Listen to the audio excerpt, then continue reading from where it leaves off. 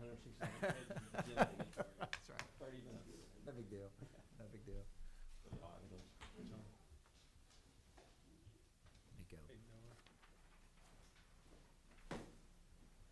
Much water's up. This is Tanya's. Okay. What's going on? Hey Caleb, You all right? good, how are you, sir? Good.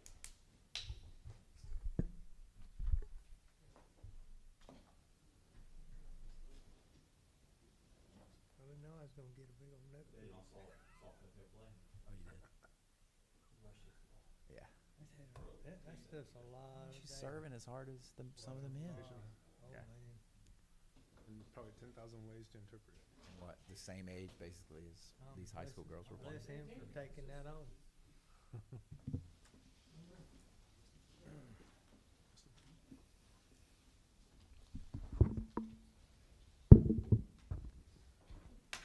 That one's turned up loud.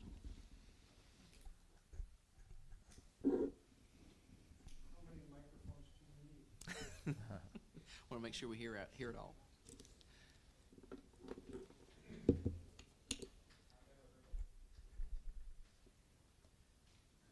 There you go. All right, now we're legal. Hey.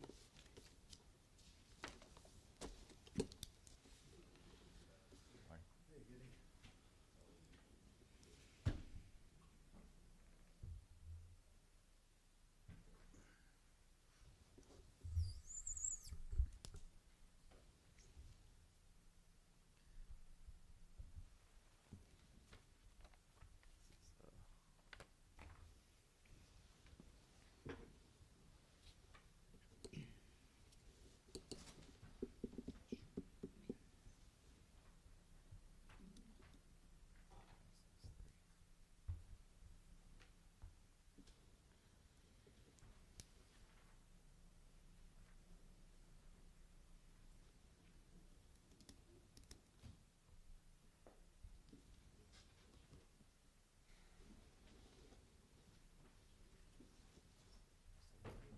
Try electronic voting.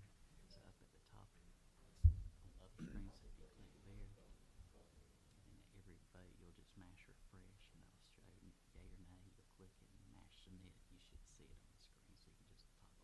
So, let me ask one other question on that. So when he calls for the vote, we just gonna mash the thing, we don't say yay or nay? That's right. Okay. Just checking.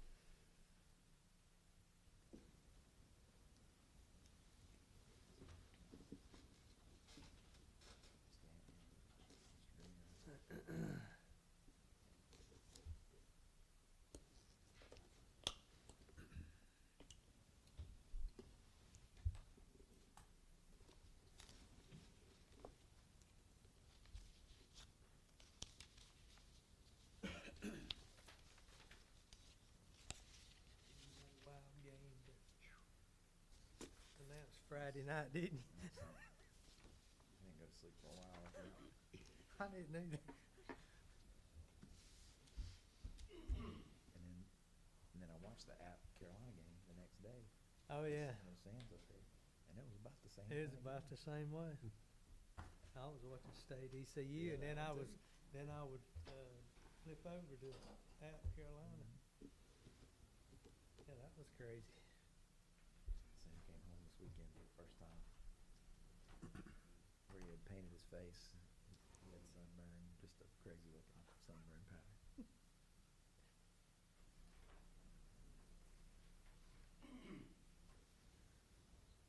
Come home for the first time and then leave back again. That's still kind of tough. Uh-huh.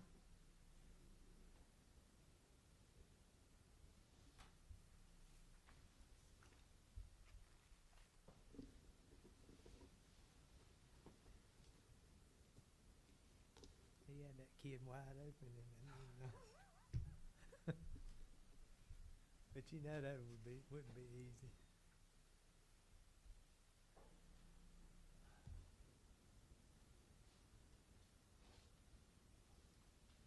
How are you, sir? Would you make sure they turn up the microphones where people can hear what they're saying? Yes, sir. Thank you, sir.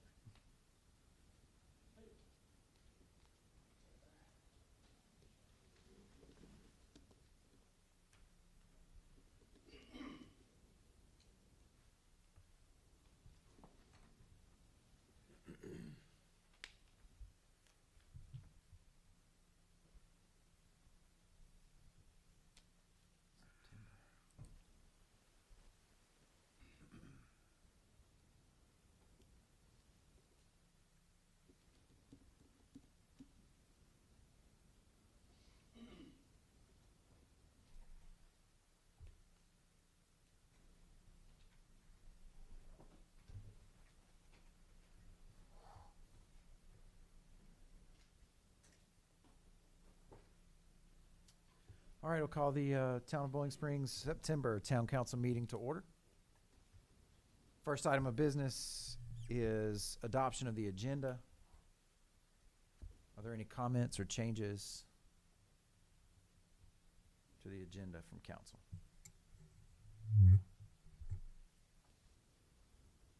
Hearing none, is there a motion to adopt the agenda as presented? Motion to adopt the agenda. All right, Mr. Thomas with that motion. Here's second. Mr. Edwards, let your votes be known on our new beautiful system.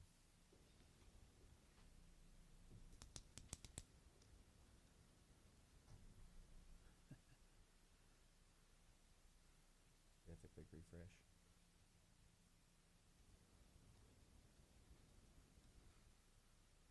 All right. Oh, so that passes unanimously. All right, and then we can move on. Are there any citizens that are present that would like to comment on something that's not on the agenda for the evening? Yes, sir. Good evening, Tom Bates, 112 Wichita. I read the engineer's report on Wichita Drive and the paving. I'm just wondering when that might be done. I saw that was the worst road Yes, in sir. town.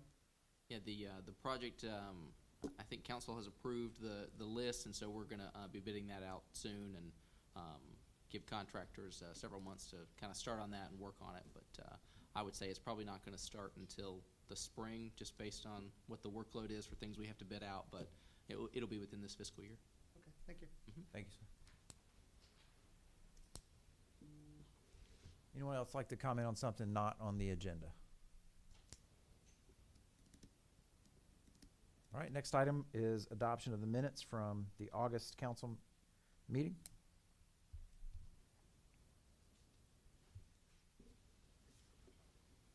I motion to adopt the August 2nd council meeting minutes as presented.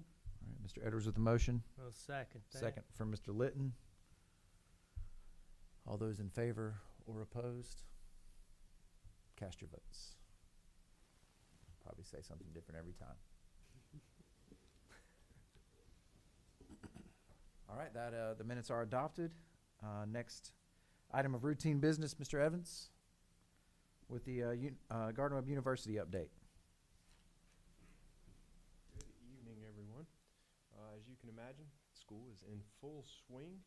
Some of you were there the other night when we got a win for the hometown, beating Limestone. That's setting the pace. You can't go undefeated if you don't win the first one, is what I told the football coach. So basketball schedules have been released. Other sports, volleyball, soccer, tennis is even doing some things right now. And the next football game is September 24th. So I know a few of you were there, so thank you all for coming out and supporting. Hope to see you at the next one.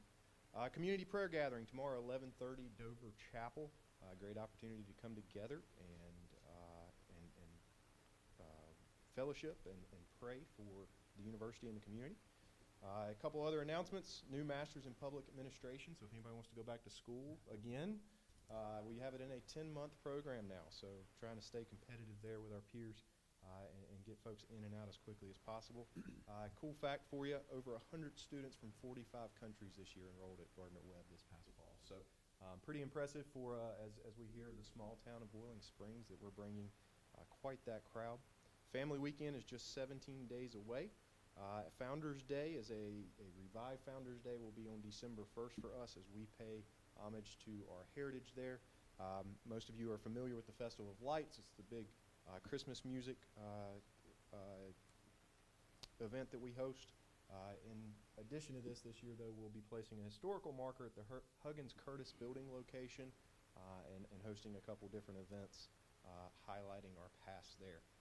And I do have a point of information raised as a question, if I'm allowed to do so. Wanted to see if there was any update on the Roosters timeline. I know that was something that came up in July, and just wanted to check in on that. I know they were waiting on engineering, so it wasn't necessarily the business. The reason asking, it's a recruitment tool for us if there's a successful business, especially in that location. In its current state, it's not a recruitment tool. And then I know there's been community guidelines and things both from the county and around that have been enforced on us, so we want to make sure that their standards are fair. So with that being said, that's all I have today. Thank you, guys.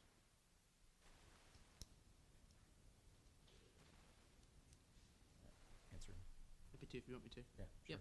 We can- So we had we had sort of an informal hearing last week with the owner of the Roosters property. They have some floor plans that they should have approved, and then that'll lead to working on the plans for the roof to be put back on it.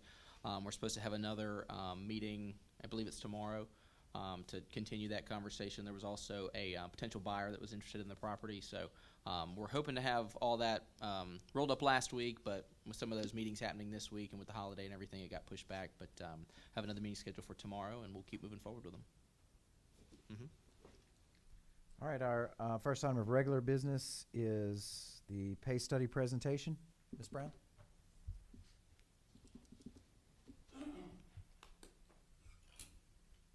get too overbearing on the mic, so hopefully that won't be too bad. Well, thank you all for having me, Mayor, members of Town Council. I'm here tonight to give you a preliminary look at the work that the MAPS group has done to study the jobs that you all have here at the town of Bowling Springs. And Justin has done a really great job with the summary that he provided you. So I will touch on that just a little bit and add a little bit to it. This presentation will be very short. I'm very informal. If you have any questions, please jump in and ask, and we'll just address those as we go. Hey, Sheila, if you'll speak a little bit closer. Oh, sorry. It's not projecting into the back as much, I don't think. Okay. Is that better? Is that better? Okay, yeah. Pick your microphone. Okay. Pick your poison. Just a little bit about myself. As Justin indicated, my name is Cheryl Brown. I have been working with the MAPS group since December of 2017 when I retired as the HR director for the city of Charlotte. I'm a 30-year local government human resources professional, and since gracious, I guess, July of 2021, I've been serving as an interim assistant city manager with the city of Burlington. Fortunately moved back home to Charlotte in January, so I've been working with them still remotely since then. So that's a little bit about me, enough about me. And what I'd like for you to do is make your way in your presentations there. I guess yours are electronic, but the first thing I want to bring your attention to is the summary report. And this report is approximately 9 pages long. I'm not going to bore you with all of the detail included there, but just to describe to you what we do. Before we come into an organization, we provide what we call a position description questionnaire to the manager and staff, and we ask that employees complete those very thoroughly so that we then can take those back, study them, and then I actually come back down to the town and conduct interviews with the majority of your staff, just to make sure that I have a good understanding of the work that they do. And if they forgot to write something down, they can, tell me, and I can ask follow-up questions. So what you have in front of you here is really the thumbnail sketch for the positions that you have here in Bowling Springs. And from this document, then later on in the study process, we will develop or update your job descriptions to match the work that your employees are doing. So unless you have any questions about the detail here, I'm going to move right on through that. And like I said, it's about 9 pages long. And the next section that we'll come to that I want to bring your attention to is the pay plan recommendation section. And that's really the meat of why I'm here tonight. There's a cover sheet that's with that, and then we'll jump into the first page there. Good to go? Okay, very good. Thank you. Hold on one second. Yes, sir? It's page 32 of the PDF. It's 32. Yes. I'm sorry. I have that down on my copies as well. Well, I had a question at one point, and I wanted to make sure we didn't jump over it. But no, that's fine. Thank you. Yes, ma'am. All right. What this will show you, when I came down to do the study, I did talk with Justin about who your competition was, and we tried to get pay data from those jurisdictions close by surrounding you where you might lose people to or where you might recruit people from. So we have those listed there. We did cities, towns, and your neighboring counties. And part of the work we do here is we survey those jurisdictions, and we obtain their hiring rates and their maximum rates for their pay ranges for the jobs they have. And then we try and marry those jobs with what you all have here, and we develop a very comprehensive salary survey. And then from those data points, then we recommend what we think your pay plan should look like, where we think your position should fall within your pay plan, and then we also present to the town a salary schedule, which you can update annually to hopefully, if you're financially able to do it, continue to make adjustments to your pay ranges to stay competitive, because I'm sure you know there is a lot of movement these days with pay ranges and pay in private sector as well as public sector work. So we want to, as best we can, stay competitive with our surrounding cities and counties and towns. So what we've recommended is that your pay ranges be approximately 55% from the hiring rate to the maximum rate. You have grades, grade 3, grade 4, grade 5. All of those grades are 5%, follow each other that way. And then from the analysis that we did, we came up with 2 options for you. That's towards the bottom of page 32. And what we recommend is you choose between either option 1 or option 2. And option 1 would involve moving your employees at least to the hiring rate of the new pay range assigned to their particular job. Let's say you have someone who came in at the very minimum of the salary range of a job that jumped 2 or 3 or 4 grades in pay. So it jumped 15 to 20%. That person's going to fall significantly behind the new hiring rate for that job. So we want to move them at least to the hiring rate of the new job, depending on their years of service with the town. Do we know of any cases of that internally? Not many. Mm-mm. Not many at all. No, there might be 1 or 2 because we've had some new hires within the last year or so, and so that has caused those to bump up a little bit. But you would move those folks to the new hiring rate of the job. If they've already completed probation, they would move to the new minimum. And then option 1 would involve moving folks within their particular job that they currently hold 0.5% per year of service in that particular role. Because if you have moved folks and they're going to kind of bunch up there toward the beginning of the range, you want to give some credit to some of those to your employees that have been here longer. So we want to help adjust for compression as much as we can. So option 1 does that at 0.5% per year of service in the specific job. And you see there your cost for implementing option 1 is $83,449 for a full fiscal year. Now your proposed implementation date, working with Justin, would be October 1.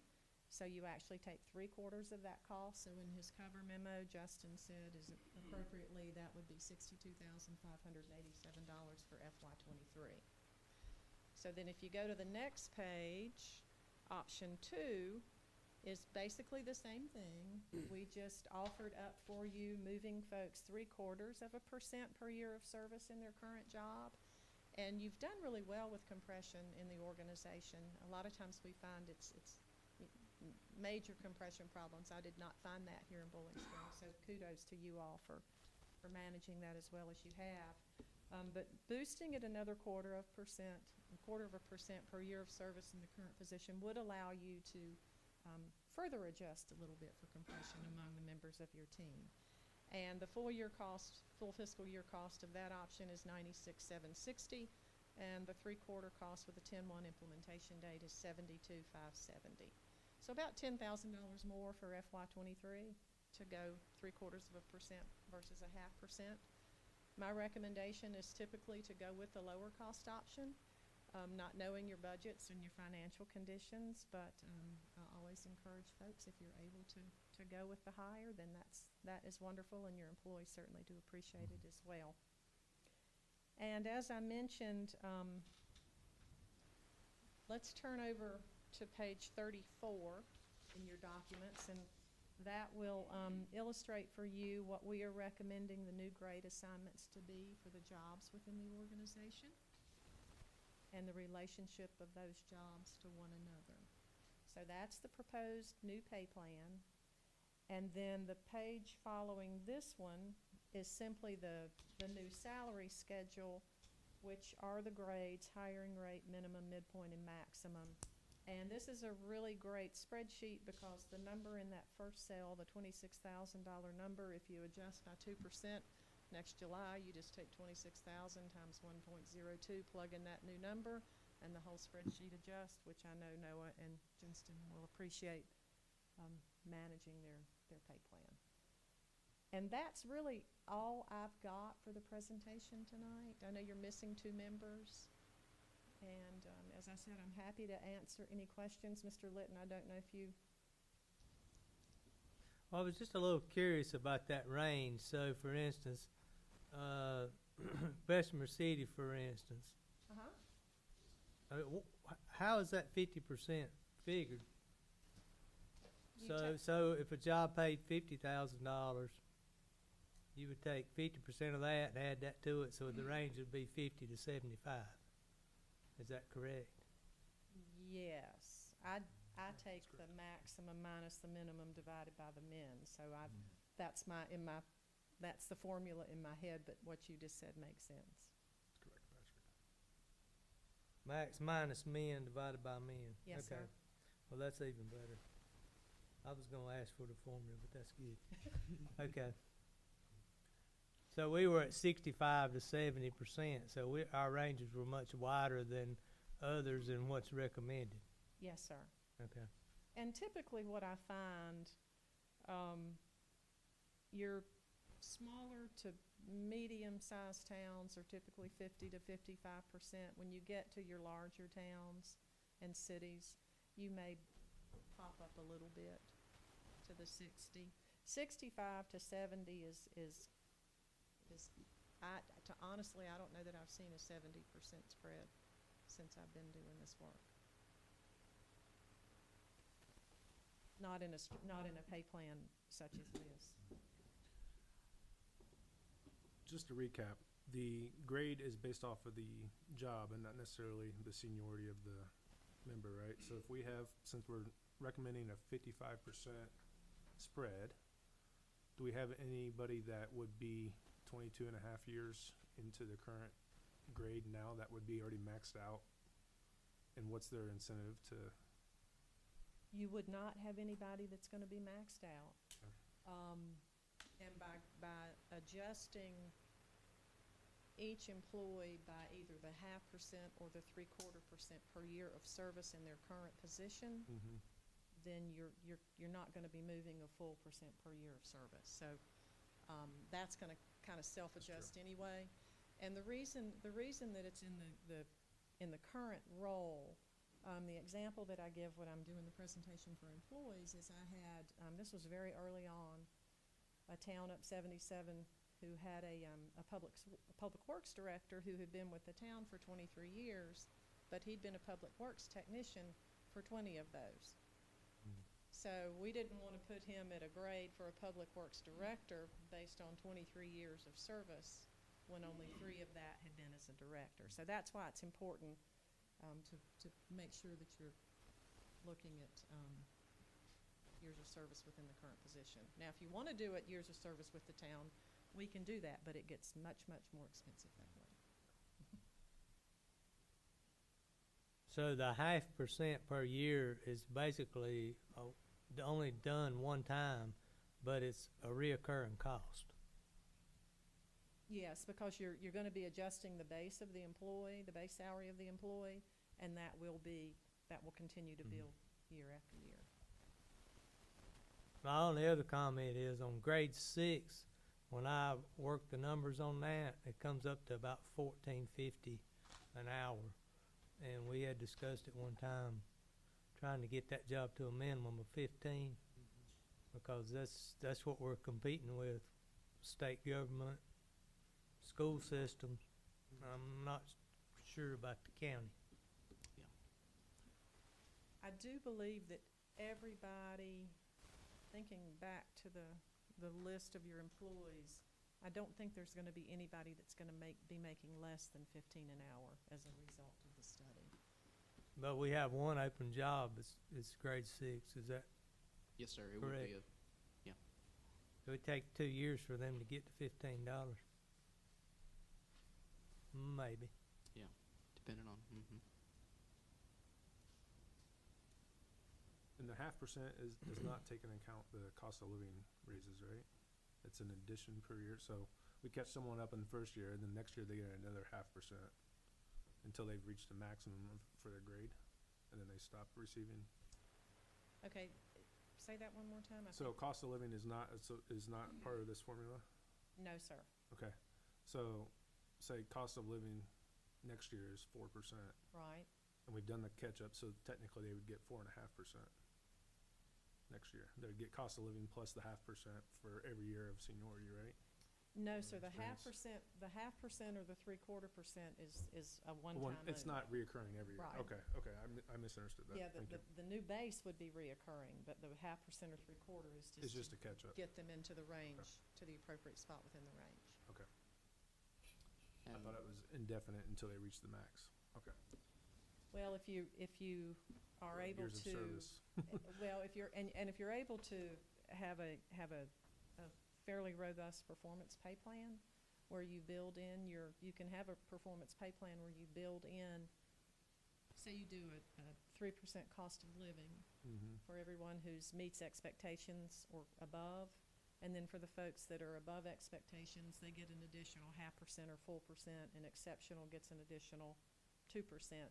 You can reward folks. You want to be able to move them vertically based on the rise in cost of living, but horizontally across the pay.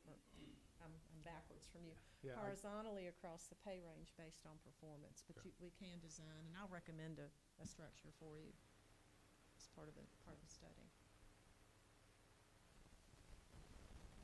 What's the basic reasoning behind the difference between general maintenance worker and utility maintenance worker? The basic reason behind that difference is the fact that the utility maintenance, your general maintenance worker is more lawn, right-of-way, that type of maintenance, mowing, weed eating, pruning, Picking up sticks. limb pickup, yeah. brush, limbs, where your utility maintenance worker is out in the field working lift stations, helping with some minor maintenance, wastewater treatment plant, still doing some of the mowing and the cleaning of the outfalls, making sure that egress and from the site is good, but there is a little bit more of a technical component to that utility maintenance worker job. And there'll be more detail about that distinction. If you're looking for some really exciting reading tonight in that summary report, you'll find that in there.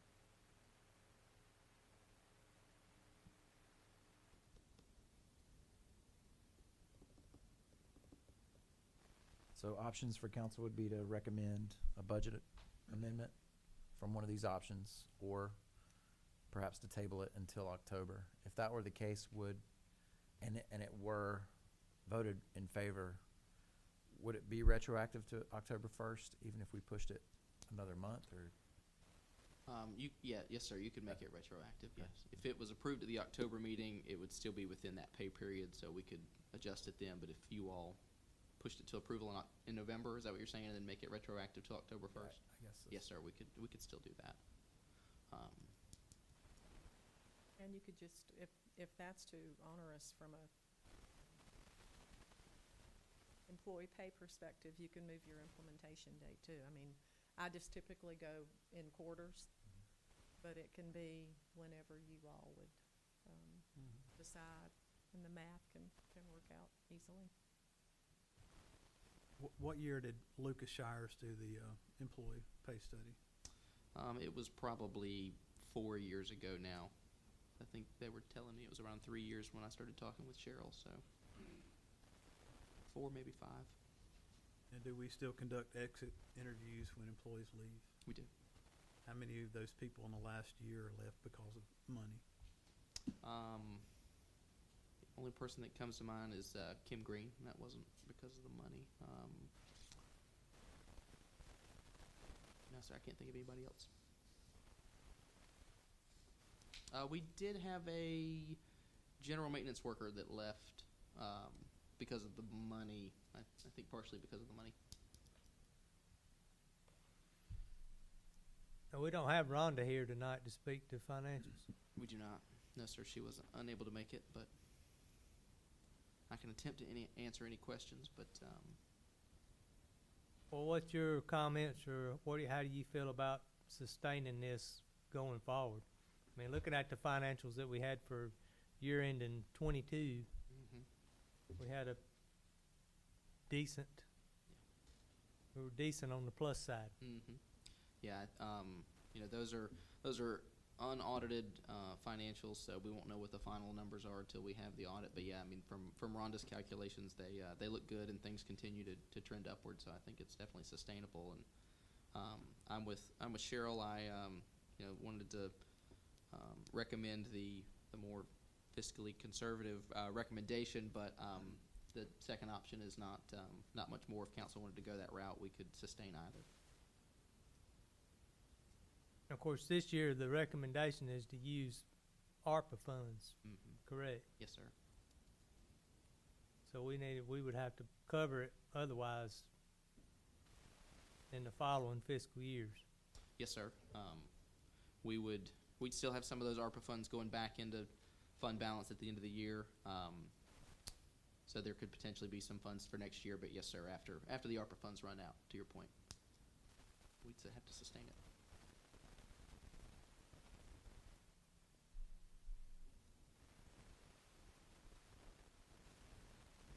But we really have four options. Option one, option two, third one's to table it, and the fourth one's to do nothing, right?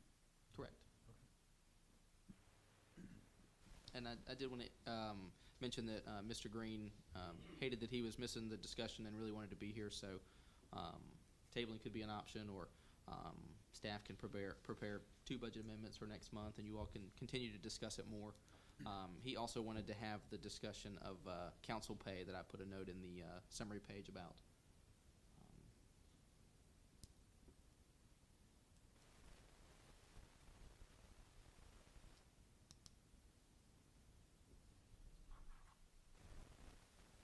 Well, I mean, I think we need to stay competitive. I don't think the recommendation is unreasonable. I would note that a 1 cent tax increase is about $30,000. And I do not want to increase taxes in the next few years, if possible.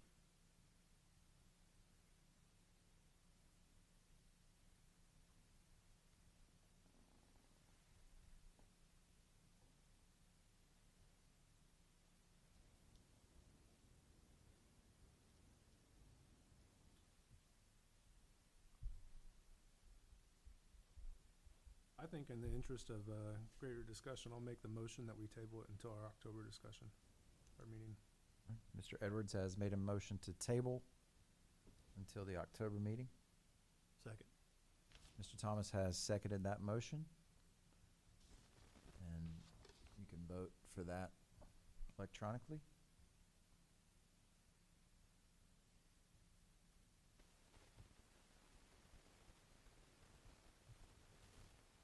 All right, that motion to table has passed.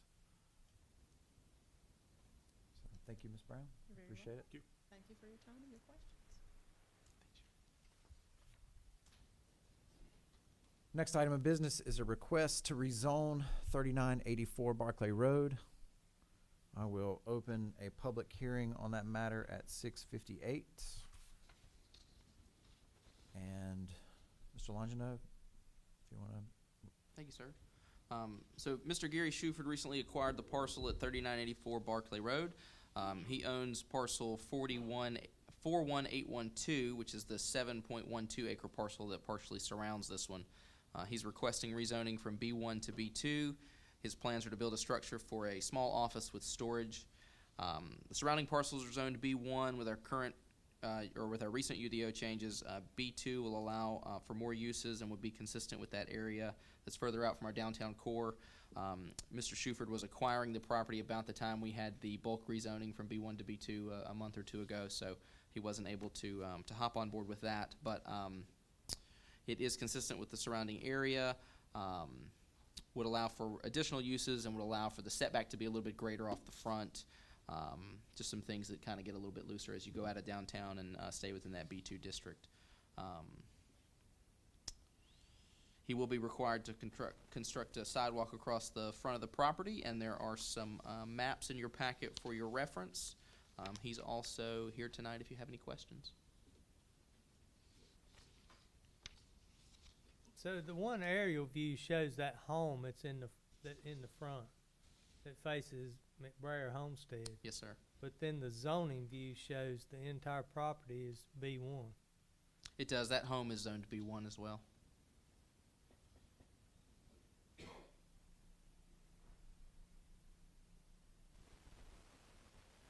And planning board recommended approval. I'm sorry, I forgot to mention that.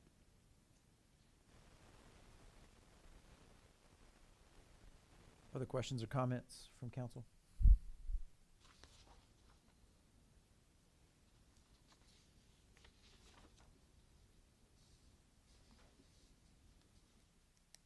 Is there a motion to approve the rezoning? I'll motion to rezone 3984 Barclay Road from B1 to B2. Mr. Mayor, if you can Yeah. ask anybody else if they'd like Oh, to speak. we're still in the public hearing. Oh, I'm yes. sorry about that. Yep. Thank you, Retract that. Mr. Saldo. Are there any citizens here that would like to comment on the rezoning?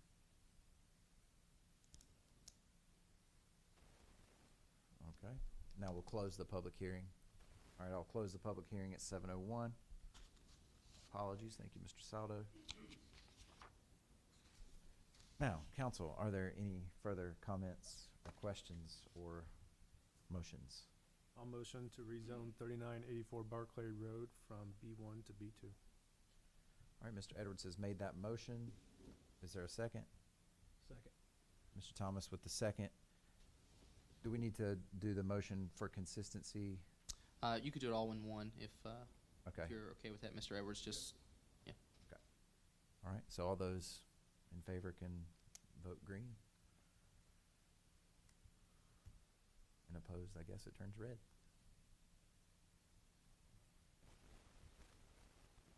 All right, the rezoning request has been approved. Next item is our contract revision for the SRO, the school resource officers with the Cleveland County Board of Education. Mr. Longino, if you have anything on that? Yes, sir. I'll just summarize real quickly. So previously, we had an agreement with the Board of Education to have a Boiling Springs police officer cover Springmore and Boiling Springs Elementary.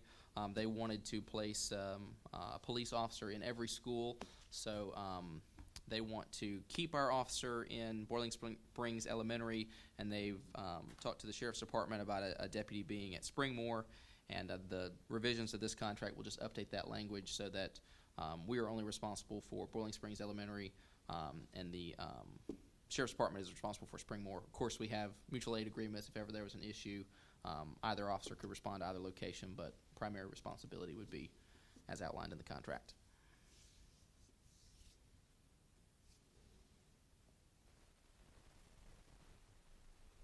Questions or comments from council?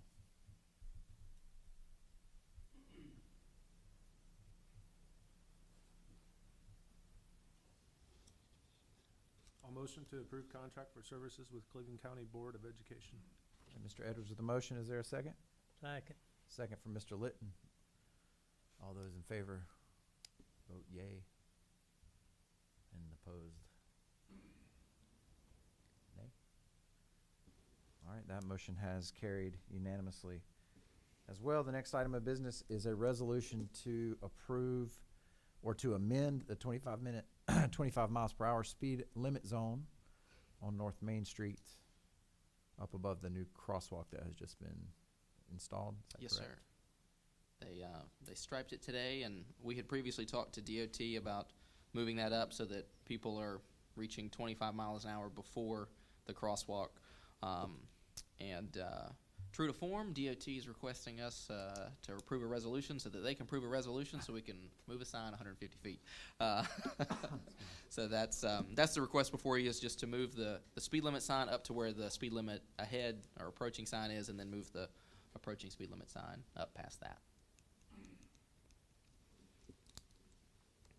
Which is right near O'Reilly's? Yes, Is that sir. what we're talking about? Yeah, it crosses from O'Reilly's to the, right north of the fire department there. Okay.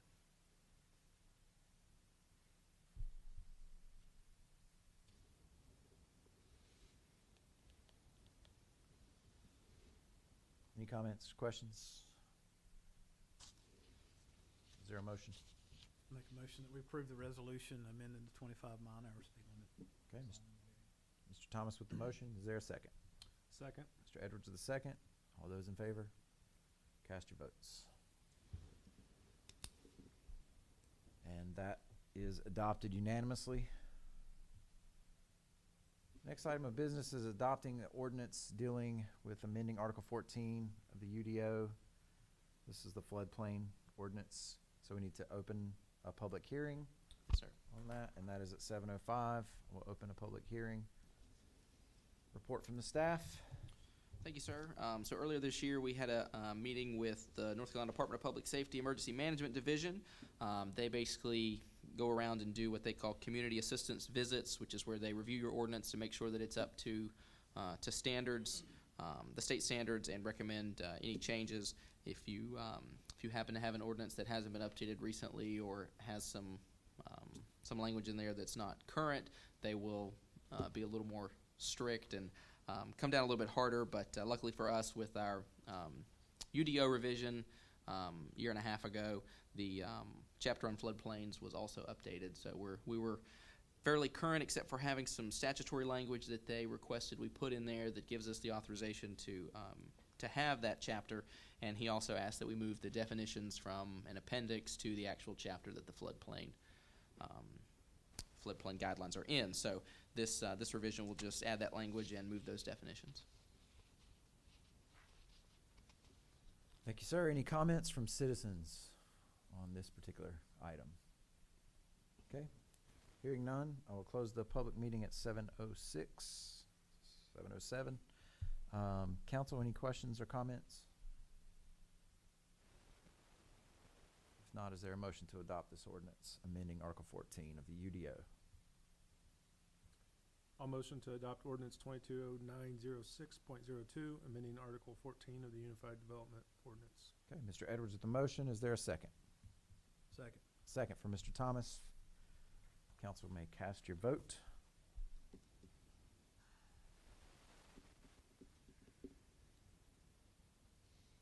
All right, that is passed unanimously. The next item up for business is a bid for demolition from Cloningers to approve a budget amendment to deal with the Patrick Avenue rubble.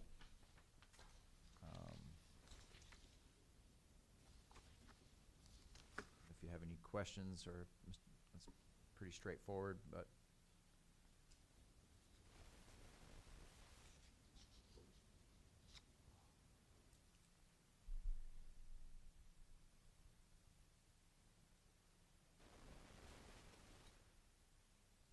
So this will have to come out of fund balance? Yes, sir. Rhonda and I discussed it, and we have funds in the budget that could cover it for now, but those monies were kind of, we budgeted for other things for them. So rather than spend those now and then make a budget amendment later for something that we'd be short on, we just wanted to go ahead and take it out of fund balance and make it cleaner that way.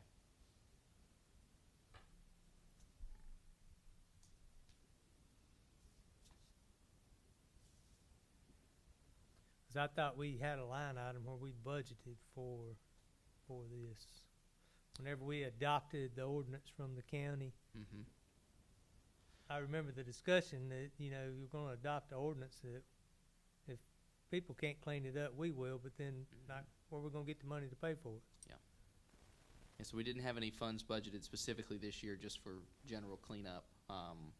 We had them for other things, and we could have pulled some funds from those where we haven't spent them yet, but instead of coming back later and those items having a shortfall, we wanted to just make it clean from the fund balance. But yeah, no, sir, we didn't budget any specific funds for cleanup. Might be something to consider in future years. Mm-hmm.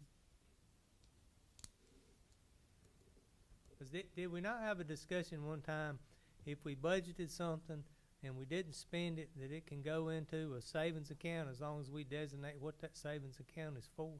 Yes, sir. 'Cause most of the time, cleaning up something's not gonna be $4,500, it's gonna be Mm-hmm. 3-4 times that.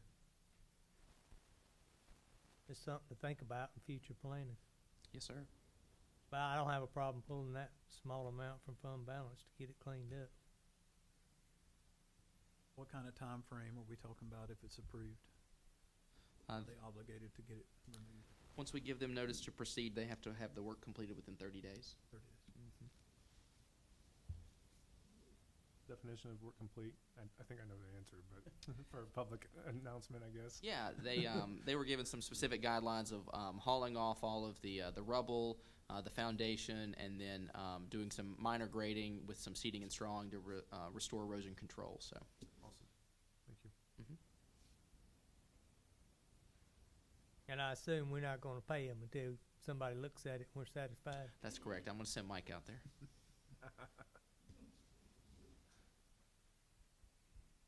Thank you.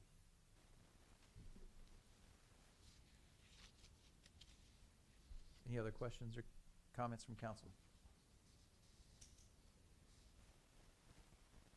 If not, do I hear a motion? I'll make a motion to accept the bid for the demolition of Clonigers and approve the budget amendment. Motion by Mr. Thomas, Second. second from Mr. Edwards. Council can vote.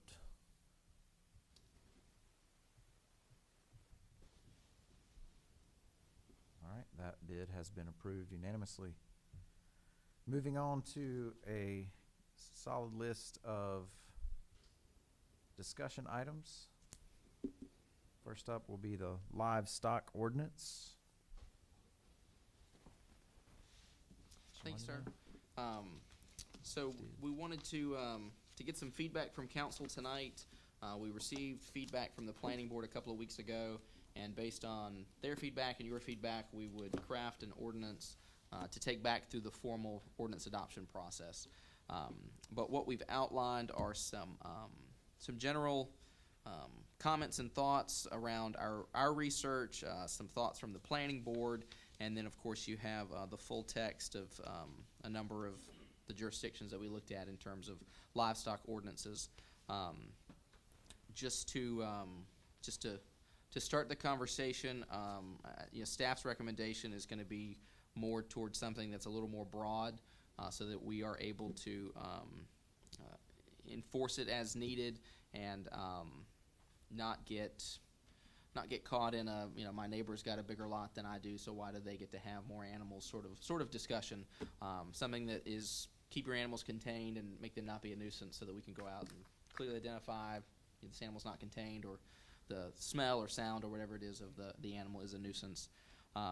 But we do have options for getting more specific if that's the will of the council. But again, just looking for some feedback tonight for us to consider and bring back a formal recommendation to you.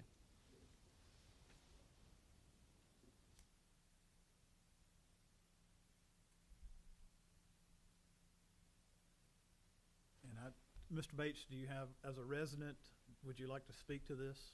Yeah, I could. Okay. I'm also on the planning On the board, plan is on, yes, sir. so, I think both are very valuable, so that's why I want to make sure you had your voice heard. thank you.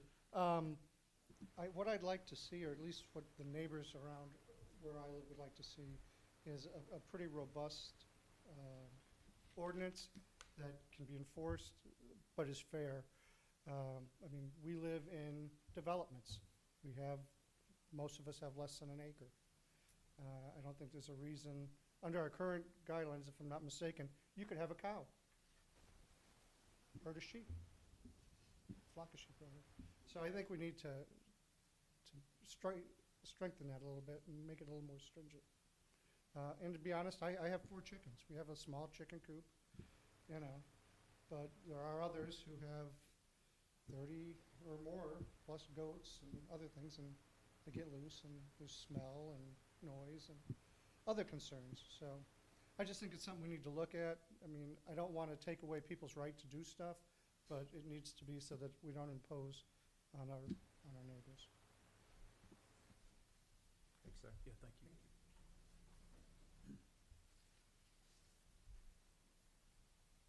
Well, I would like to see it be a little more restrictive. I mean, I understand having general wording, but when it comes to subdivisions, true subdivisions that are approved by the town, I would like to see those be more restrictive than other properties. Because I don't think anybody moves into a subdivision and expects to have a cow or a horse or livestock in those yards. We could make those buffers wider for those type of areas. Because, I mean, I have basically a half-acre lot. So it would be very difficult. I mean, I guess I could put chickens in there, but it'd be very difficult to get them far enough away from the neighbors to where it didn't cause a problem, in my opinion.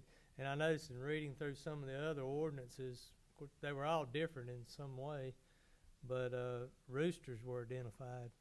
And I believe we have a rooster in the High Point neighborhood, and quite frankly, it's annoying. It really is.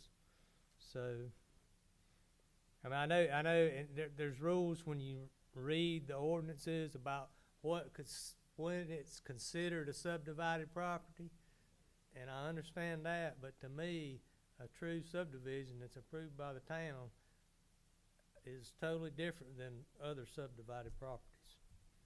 And then we have these other instances where people have a lot of acreages, but they're still in town. I mean, I wouldn't want to infringe on them, so I think it's going to take a good bit of work to come up with something that's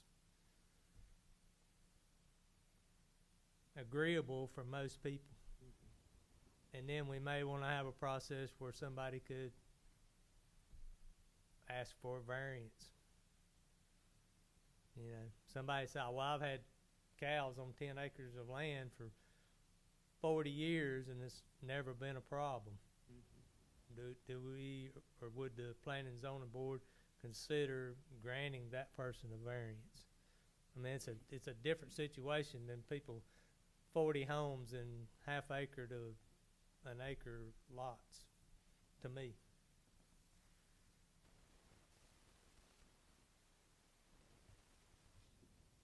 Well, then, one question I had is, you know, are we talking about livestock in general? Are we talking about all animals? I mean, it becomes such a big, broad subject if you're talking about regulating a great number of different animals, I guess.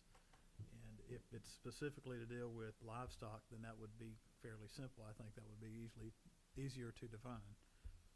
But I think it really needs a good study, and we need maybe some community hearings as well, just to be able to try to develop a good comprehensive ordinance to be able to fit our town. But I agree with Mr. Litton that, if it's subdivisions, then it's subdivisions. And we need to protect those homeowners and those rights. And I like that point that Mr. Bates brought out too. I mean, it's, you know, we don't want to infringe upon individuals' rights, but we also don't want to infringe upon the neighbors' rights of everyone else. So. Yeah, I'm with you both. I kind of think about, like, with your examples, there's several good practices, in my opinion, from the other examples we have. I'd like to see a draft of, like, what you guys think are good practices are, and plus enforceable, right? Because that's the key, right? If it's not enforceable, so what? But I also think about, like, I look back at our zoning matrix of what is allowable buildings and types of commercial lots inside of our different zones. I wonder if there's some sort of takeaway we could use that to identify, if you're in this zone, you're allowed to have X, Y, Z, whatever that is, right? So, I also agree with Patrick about, you know, requesting variances, because I am one of those, you know, outliers on the edge of town, technically in a neighborhood in the city with 5 acres, and would like to have goats on my wooded lot someday to clear the underbrush, and I'm willing to follow the variance if there is one. So, yeah, I think it's a tough balance, because there's people's rights and there's different scenarios for everybody. So I'd be curious in hearing a draft of what you guys feel are strong examples from other locations. Cherry picking out of them. Is that good enough for you to proceed? Yes, sir. That's helpful. Yeah, thank you. Thank you, Council. All right, next item for discussion, sticking with the theme, animals on public streets. So we're looking at possibly amending chapter 52, removing some of the language prohibiting all instances of horse carriages in town. But that would still leave prohibitions against animals on private properties and against animal deposits. Nicely worded. Instructions from council on how to proceed here. What page is this on, please? 'Cause I'm 140 and 141. Keep scrolling. having a hard time getting there. It's a big packet tonight. A lot of information tonight. If you click on that little number right there, you can just type 140 in. Didn't know that, thank you. There we go.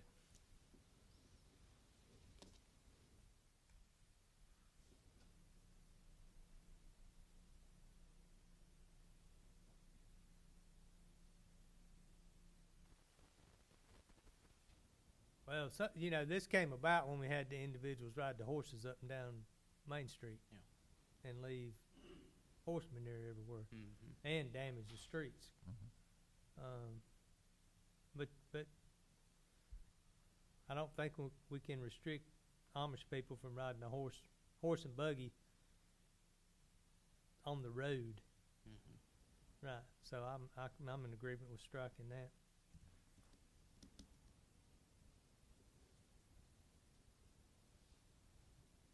Other comments on that from council? You're just looking for direction to prepare a resolution, correct? Yes, sir. So this was, somebody brought this up last month, Mr. Litton or Mr. Green, maybe. I think Tommy had seen the Amish That's right. horse Mhm. and buggy, yes. So just wanted to get your thoughts, if there was any more that we needed to add, or if this was too much to take out. I wasn't sure of all the background on the establishment of the ordinance, although I did hear that it was from some lone horse riders going down Main Street. So, yeah, yes, sir. If this is adequate, then we'll bring this back in October for formal adoption. Well, that part came from that. The other part about people cleaning up after pets. Now, we did that several years ago because we did not have anything in the ordinance to address that. Yeah. So, and I noticed Gardner Webb has the bags and the cans on their property. It got so bad in my neighborhood, we had one person put up their own bag station, and that's honestly helped some.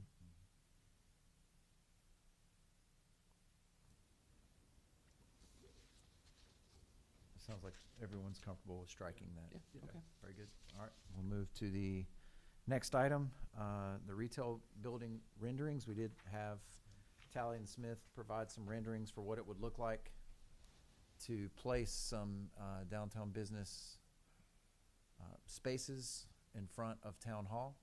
You can kind of see them on your screen in front of you, and it's also back on the back screen. Several different options to proceed here. Justin, you want to say anything else? I think you've about covered it, sir. We're just looking for some instruction on next steps. I know before the renderings, we were unsure if we wanted to pursue the idea, and so the plan was to have the renderings and then see if we wanted to continue to pursue it or what we thought.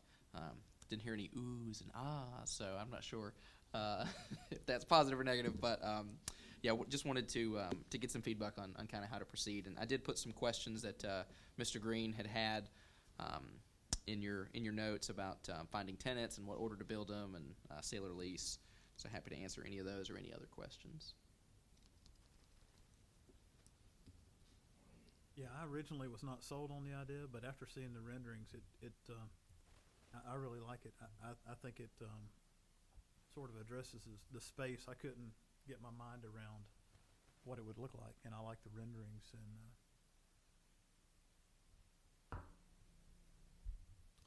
And my very initial conversation with Mr. Smith was to actually have the footprint be a little bit smaller so it didn't affect as much of the parking lot. I like, though, that he went kind of all in, and we can go back to him and ask for some revisions if there's anything you all would like to see kind of tweaked or changed.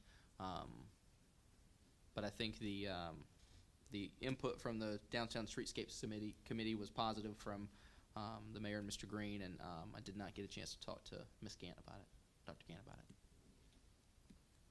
It almost creates a town commons inside where we wouldn't do the Christmas tree lighting and all that kind of things. It kind of insulates it to me. And if we could put the giant concrete balls in there. Just kidding. Right there in that picture. Just right kidding. And now I got impeached. Yeah, get impeached. Articles of impeachment. That's it. But no, it also adds to this idea of attracting business and growth and, modernizing, moving forward with things. And it just looks like a really good concept and really good design from what I can see. So I've said enough. So how much parking do we actually lose in that design? Difficult to tell. It's kind of asking the same there. But it seems like we have a lot of green space. Was this west of us, right? That we could leverage if we needed to.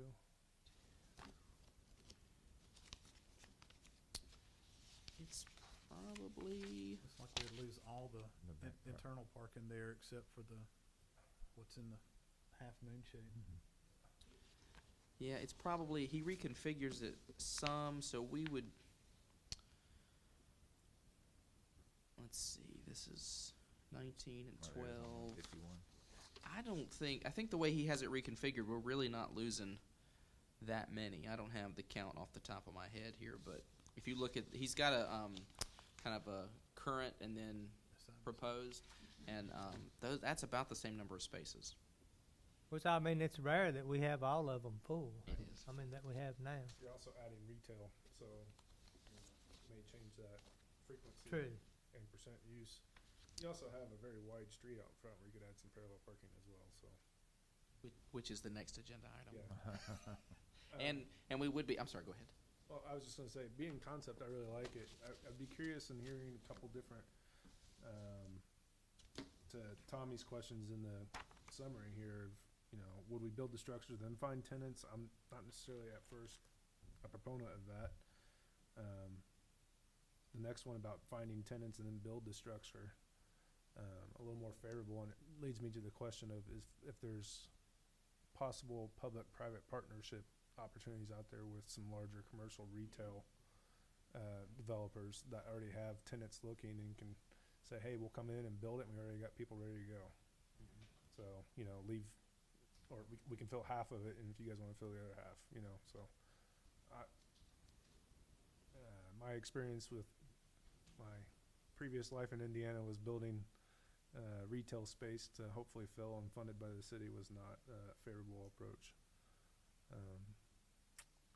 We're not here to fund commercial and retail space.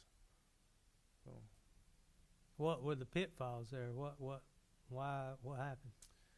too much risk of not having planned tenants already in place, and just too much money up front on the council budget. So,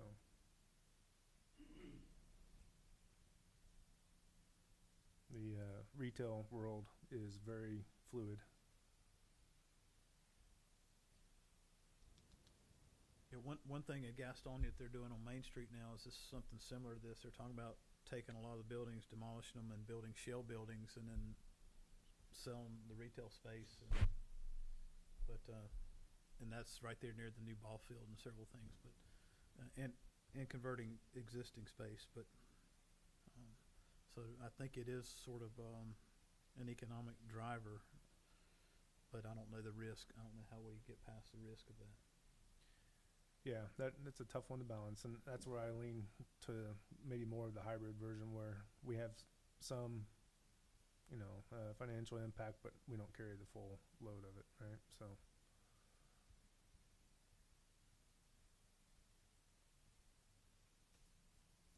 Yeah, I think there are some opportunities for us to partner with some other groups or organizations. So one of the options would be if you all are interested in the ideas, we can explore those further and see what we could attract and what sort of funding, and then maybe what sort of tenants that we could put in there as well. Yep, absolutely.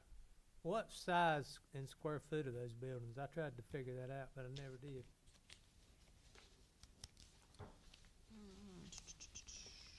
About 125 by 40. Mm-hmm. Each one, or that's one and it's basically 2 retail spaces, or that would be determined later?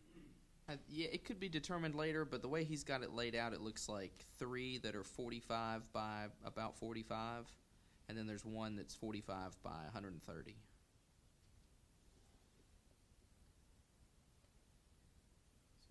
So 5,800 square feet. What was the dimensions on last one? 135 by? You know what? That one is probably 130 minus 45, so it's 45 by 85. How much is it? 3825. Yeah.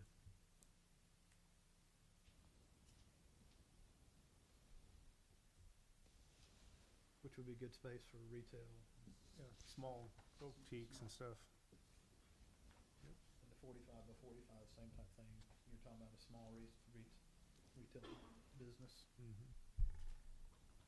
Yeah, because you've got that one that's back behind the dessert bar. It's Yeah, it's pretty small. I don't know how small it is, but yeah. Glow Clothing. yeah, it can't be very big at all. Mm-mm. What's the room in here? Mm. Good question. 20 by 60, 20 by 60. maybe 25. And depending on whether we were able to recruit some tenants, you know, those walls could be shifted slightly if somebody needed more space or if that needed to change.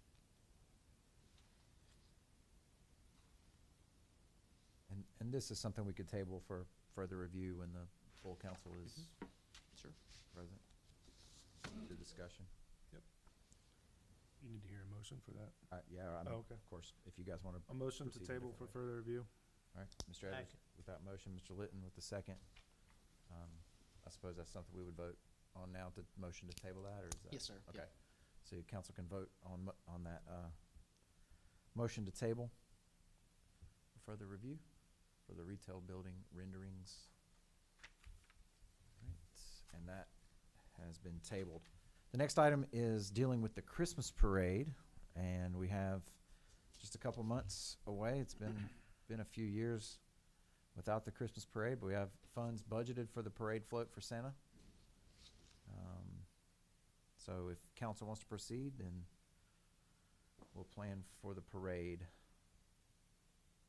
And also beginning to decide on a grand marshal. If, I don't know, if only we had a employee who worked for 30-something years and then retired. Could be a possibility. What do you think, council? We want to go ahead with the Christmas parade for 22? Absolutely. Yeah. I wouldn't want to be here if you said no. Oh. Yeah, if they say no, I have to go. I would be in favor of it, yes. Yes. All right.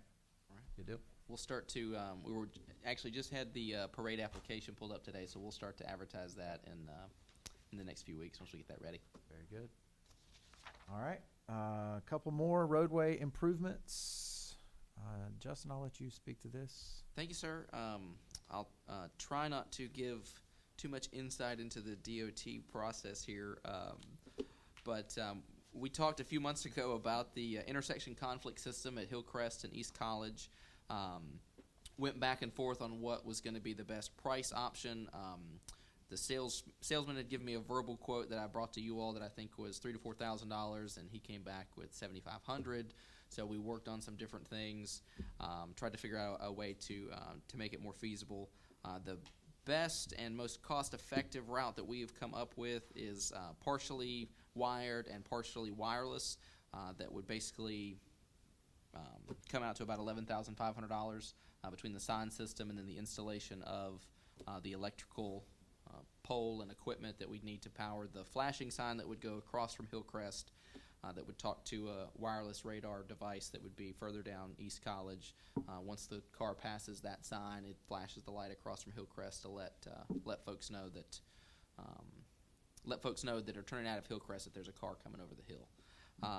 Being that that is a lot more than we had initially talked about, the other option is we could put a solar-powered sign further down East College. So there is a current sign that basically is an intersection ahead sign that lets people know that Hillcrest is coming up over the hill and around the corner. We could put a flashing sign there that would constantly flash to warn motorists that there's sort of a blind intersection around the corner. That by itself would be about $1,500. So just wanted some guidance on how we should proceed with that. I know it seemed like there was a lot of interest in the intersection conflict system at Hillcrest before we know what the true cost was going to be. So I didn't want to pull the trigger or anything there before we had a chance to discuss it again. So to be clear, the DOT said there was not enough statistical significance to justify them providing Yes. Correct. And I was looking for that word, statistical significance, earlier today. Yes. I mean, we went to Papa John's at 5:30 tonight to grab a pizza before coming here, and I saw someone almost get T-boned right there, Yeah. just doing a left turn onto Hillcrest, and it's crazy. What did we budget for this? Have we already set aside some money previously? So last year, so the last time we had the discussion was in the last budget year, and we had funds, I think, left over from the street paving project because we can use Powell bill funds for this. So we would we'd allocate further Powell bill funds if you all wanted to proceed and bring that back as a Powell bill allocation amendment in October, budget amendment in October.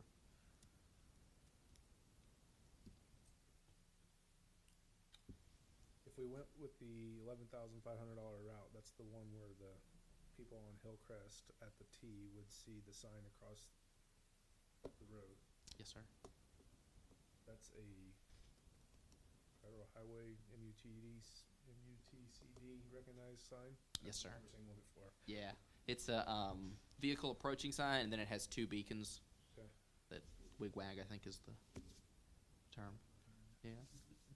And it would also, so the $11,500 option would also include a blinker sign on East College for the intersection ahead. So it would have Okay. the beacon and the flashing sign. And we don't have any jurisdiction to reduce the speed limit there? I mean, the speed limit's 35 as it is. Is it really? Yeah, Or- but people aren't. Yeah. Yeah, they're coming out of that 45. And with students back in town, I mean, I have a car that has a decent amount of zip, and it's just go, and you better go, Yeah. and don't hesitate, especially turning left onto East College. I'd like to see us do the full intersection conflict system if we're gonna do it. And if we draw down that 11,500 from Powell bill, we're still in good shape on Powell bill funds, right? Yes, sir.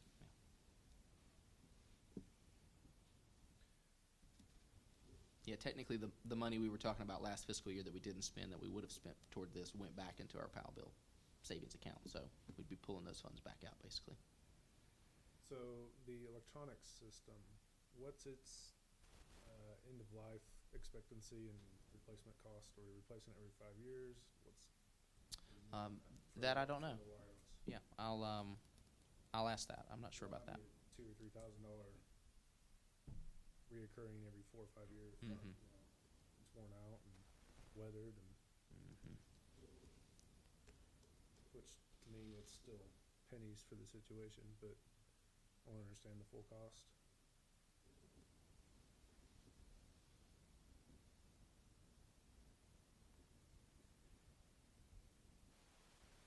And there's only one vendor we can go to for this? We can shop it around to see if there's any better prices, but they've been the ones that we've used for the crosswalks and have had a good product that's been in stock and easy to get. So we'll definitely see if there's a cheaper option, but cheaper but same quality. I've seen some jurisdictions have those flashing signs, like the $1,500 signs, along with rumble strips on the roadway, so that when they ran over it, it sort of alerted the person to slow down. So I didn't know if that was an option. I know one time DOT was sort of against installation of those rumble strips. But, I mean, I don't know if we could look at something like that to that sort of alerts drivers of Mhm. impending traffic. And all those things. I'll definitely ask them about that. I don't know if that's the correct term for them, but it's, I know what you mean. Mhm, yeah. It's actually the same paint that you see on the side of the road going the same direction. Yeah. It's just turned 90 degrees.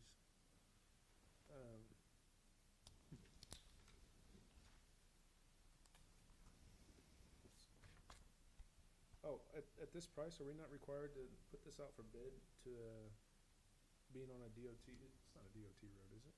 Yeah, it is. It is. Hillcrest is ours, but Yeah. yeah, the other one is. Are we not required to use a public bidding option for a pre-approved traffic contractor to install these signs? Not for these. No, we could install these. So the other option where we'd have to put inductive loops in the roadway, we'd have to use an Okay. approved contractor. But since just these are the- just within the sign right of and way, wireless system we can self-install. yes, sir.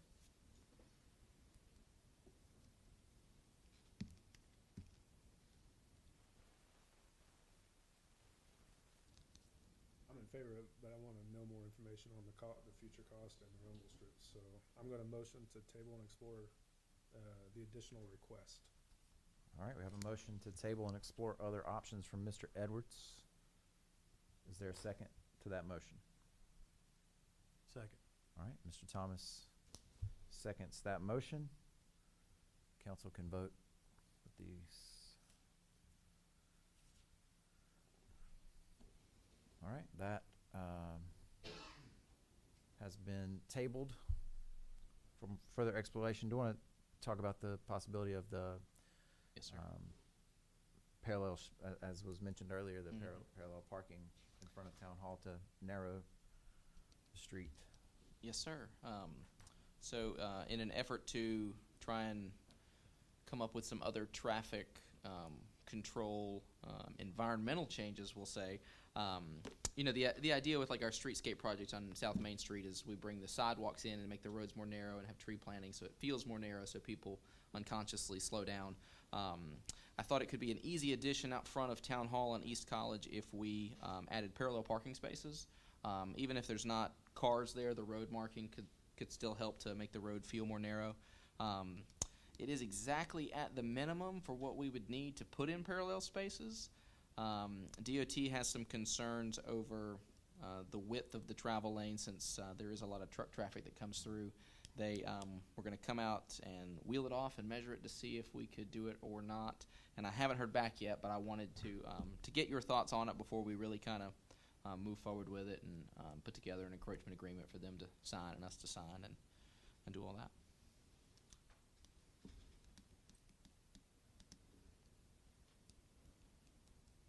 Sort of related, I'm curious about how the new parking practices are happening downtown and if this would benefit the timed and ticketed parking spots.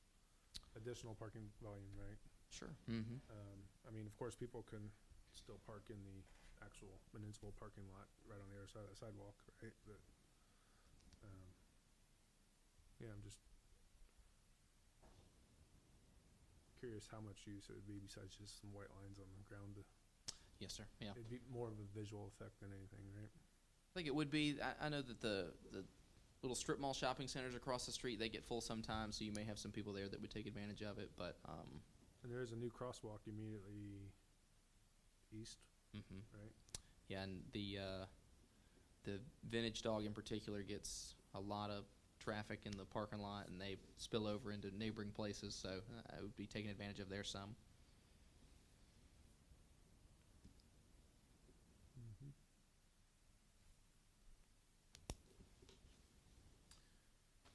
I don't know how many people have been downtown Shelby lately, but their parking spots, their parallel spots are phenomenal.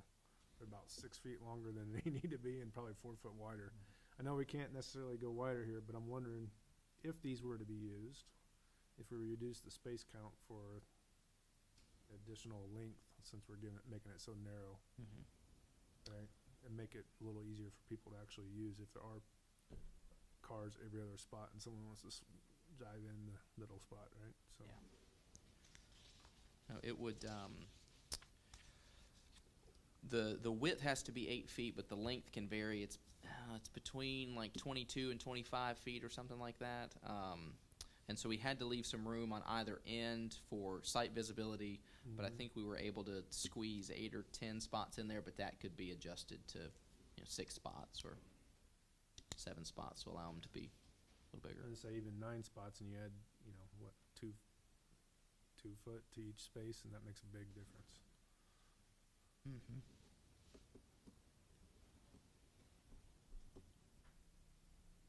Yeah, what's showing on the diagram is 8 spaces, is that right? Yeah, I think we would be able to fit 10, but that was actually something I copied and pasted from the MUTCDs just to kind of show the different measurements on there. But based on what the actual length is to scale, it would be 10 spaces. But it is shown 8, and we could do 8 on there easily.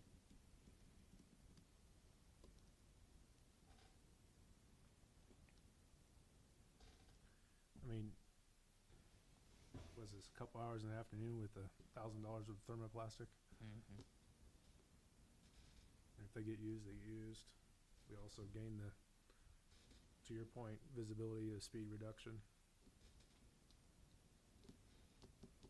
I think it's Well, several years ago, we lost spaces on that same side going towards the light. Like back up in front of Turner's? Yes. Yeah, Because so there, we- it used to, you could park all along that side. Mm-hmm. Yeah, so the markings are still very faintly, but they're still there. And when DOT expressed the concern about adding these in, I mentioned that we were going to paint those spots in front of Turner's back. And if we've got one, why not have the other? And I haven't heard back anything from them. But we've been the Public Works crew's been going around repainting a lot of the striping in town. So that was going to be one that we're leaving, but we're going to kind of put it back to help with this. There was a reason they were taken out. Mike might remember. I don't. I do Okay. not. Well, and there could have been some where there's spots and then they were taken out for visibility, and so now because I know there's some that are marked out there, like crossed out. But, okay. Yeah, and the same thing I think was probably done on South Main near Decker as you pull out of the campus there. There's some that used to be spaces, I think, that were marked out for visibility. I'm not opposed to it. So what are you asking for here? If you all are in favor of it and want to actually make a motion to vote on it, that will authorize me to sign the encroachment agreement with DOT if they are okay with it. I have to sign it first, then they have to sign it. So if you all want to authorize it now, we can keep that moving, or I can come back next month with an update.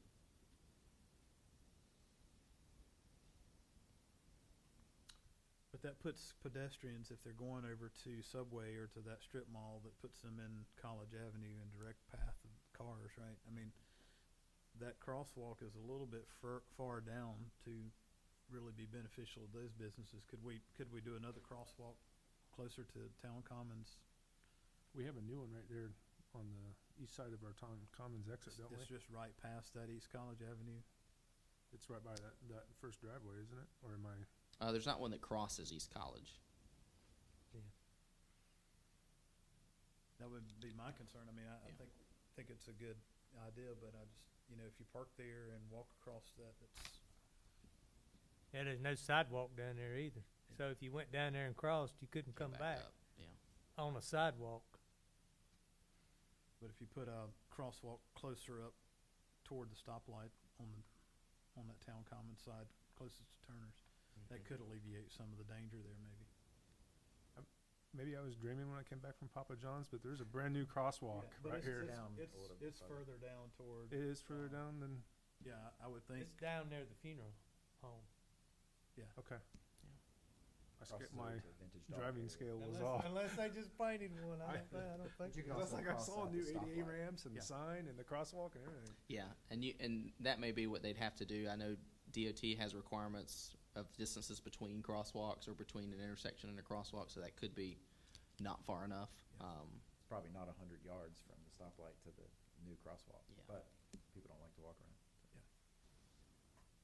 yeah, but other than that, I mean, parking spaces are crucial to business growth, and it would help calm the traffic and slow it down.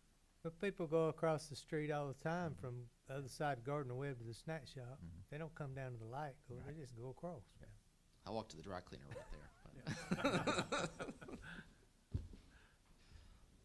But I have had some close calls. Sometimes that's safer. You get killed at the light if you're not paying attention. Sure. So would council like to make a motion to go ahead and approve this, or wait until further feedback? I'll motion to approve the parallel parking spots in front of Town Hall on East College Avenue, with the understanding that it'll be a DOT encroachment request. All right, Mr. Edwards has made that motion. Is there a second? Second. Mr. Litton with the second. Council can vote. It's not as much fun. Ooh, are we voting since I combined two things into one thing? I'm messing them Oh. up over here. All right. Okay, so voting on the roadway improvements. All right, that carries. And we are now to council meeting videos. We've been recording them and putting them on YouTube. There are other possibilities, like streaming them on Facebook. Is there a preference that council has as to how we provide the digital option for our citizens? I do like the YouTube one. I have heard on Facebook posts of other ones that there could be better microphones, and I think we're seeing some of that minor, tweaks as we go, so we improve correctly. I think I might be wrong, but I think there's a way you can actually link the YouTube channel to our Facebook page so people can watch it from either. You can just go, if you're on Facebook, you can find the link to the YouTube and take you right there, so. Yeah, we started out with the Facebook live stream, and then we've made some changes, and we've been posting them to YouTube to kind of make sure they're okay. And I think we're at a good spot now where they are of a higher quality, so people that are listening can hear them. I think that was just the questions. It was, do we want to stream them, or do we want to continue to post them to YouTube and then just cross promote them? We're fine either way, but we kind of just discussed both options before and didn't know where council stood on it. Either way, we do have the capability, I think, through the YouTube page to link the agenda items to the YouTube video. So Mr. Saldo's gone in, and you can click on regular business item 4, and it'll take you right to that minute in the video. So yeah, we have that functionality. Just wanted to know how you all want to kind of share it. I looked at it some, not in depth, but in the previous meeting when the mayor was up there with the principal, there really wasn't any sound. Yeah. So Yeah, it picks up really well if you're near the microphones, but yeah, that is the yeah, one downfall. I think you'll find that over time, if you go to a video system and you have 2 cameras, you get much better quality. But that costs money.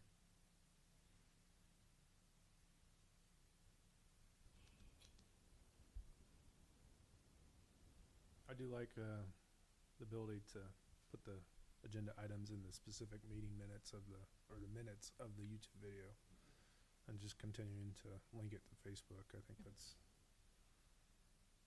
think YouTube's, I can't believe I'm saying this, but better than Facebook at doing that. Strike that from the record. Yeah. For the record. That's their cup of tea, and that's fine. But we can cross advertise it, and I think that's a good practice. We can continue to put them on YouTube and then just start cross-promoting them on Facebook a little bit to try and get some engagement that way. All right, financial statements. Miss Allen's not here tonight, but I will try to answer any questions you might have, and then we can circle back to those questions tomorrow. She'll be back in the office. And I mentioned this earlier, but these are unaudited, so there'll be some slight changes after the audit is completed, which they're coming in a week or 2 to start. But this is Rhonda's internal end-of-the-year numbers.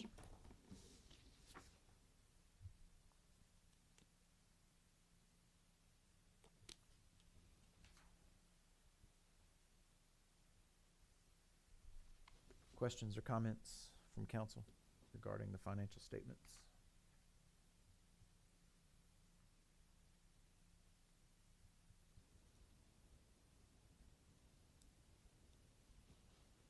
I mean, overall, we're in the black, so that's a good thing. Mm-hmm. And I was gonna ask about Lattimore Sewer, but I finally saw it. So I'm good.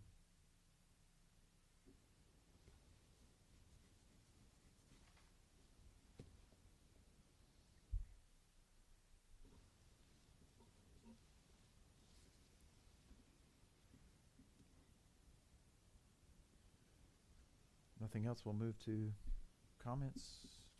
Everybody good? All right, Mr. Longino? Thank you, sir. Just wanted to note off of the crosswalk discussion that signs for the North Main Street crosswalk should be installed in the next week or two. They just striped that one today. They did restripe the one on East College as well. Those signs are up and working, but keep an eye out for that one on North Main Street. Thank you for working through the electronic voting. I think it went very smoothly, and Mr. Bates is gone, so I'll say that you all did better than the planning board. I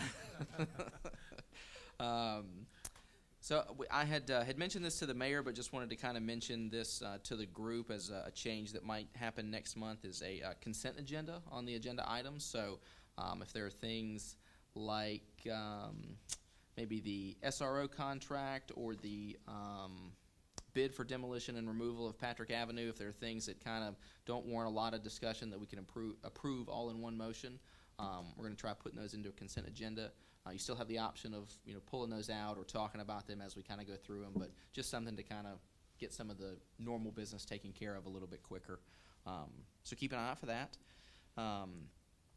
Tickets downtown, you'd mentioned Mr. Edwards. I think they've averaged about 5 tickets per week for the last 2 weeks or so. I think they started ticketing last week. We did 2 weeks of the notices on the cars, and then have started to write those tickets. So yeah, it's been going well. I think word's definitely getting out, and I would expect that to kind of decline as people find out about it. I think we've only had one instance of a Gardner-Webb student that actually went and ate in the snack shop, and she had a receipt, and so we took care of the ticket, but didn't want to penalize someone for patronizing a local business, since that's the intent of the parking spaces. But so far so good. I think that is all that I had. Thank you. Thank you, sir. Mr. Schweb? All right, Mr. Litton?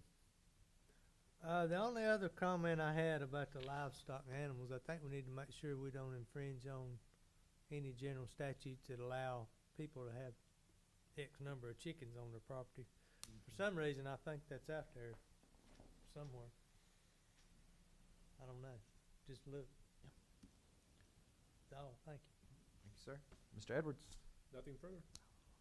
Thank you. All right, thank you. Mr. Thomas? I don't have anything. All right.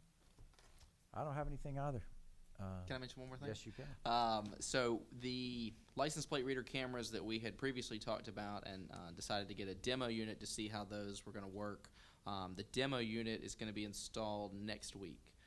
So we'll have that up for a few weeks, maybe a month, and then we'll be able to come back to you all and show some of the statistics there and see how it went and make a decision off of that. Is there a motion to adjourn? I'll motion to adjourn. All right, is there a second? Second. Motion and a second. All those in favor say aye. Aye. I oppose likewise. All right. Do we have to vote on that one too? We didn't get to vote on that. I just wanted to say it one I'm hitting time. refresh. You can if you want to. Thank you for coming, everybody.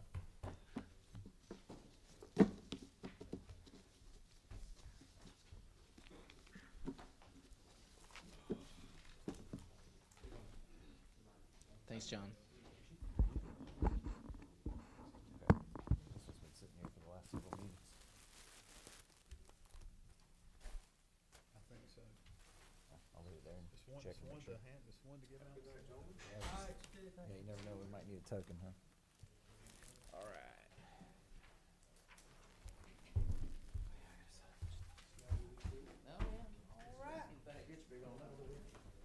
Oh, yeah. Dang, I was gonna leave that thing for somebody. We got Lattimore 168 pages of council notes, and I gotta read a notebook. They don't have to flip